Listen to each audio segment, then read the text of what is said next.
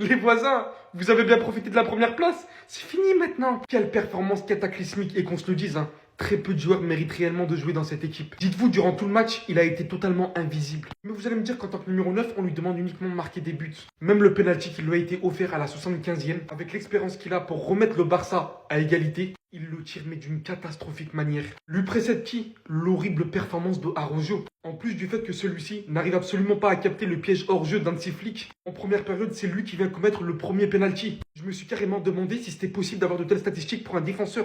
0 interception, 0 tacle, 0 tir bloqué, 0 longue passe, 0% de duel gagné. Et son frère nous avait posté une story il y a pas longtemps contre le PSG. Est-ce que c'est toujours la faute de Araujo? Vaut mieux se taire des fois en fait. J'ai pas de photo de lui, mais de même, Dani Olmo. Qu'est-ce qu'il fout sur le terrain? Mais qu'est-ce qu'il fout sur le terrain? Encore plus autant de temps. C'est tellement une totale remise en question. Est-ce que c'est avec une telle équipe, avec du Gérard Martin de même, que le Barça est censé parvenir à gagner autant de choses cette saison? Sans parler bien évidemment de la Lamine Yamal dépendance qu'on ressent plus que tout au final. Les voisins m'encouragent. On n'est pas ensemble. Vous avez pensé que le championnat était déjà gagné parce qu'on avait perdu contre l'Atlético Madrid. Pour vous en remettre mentalement maintenant, bon courage.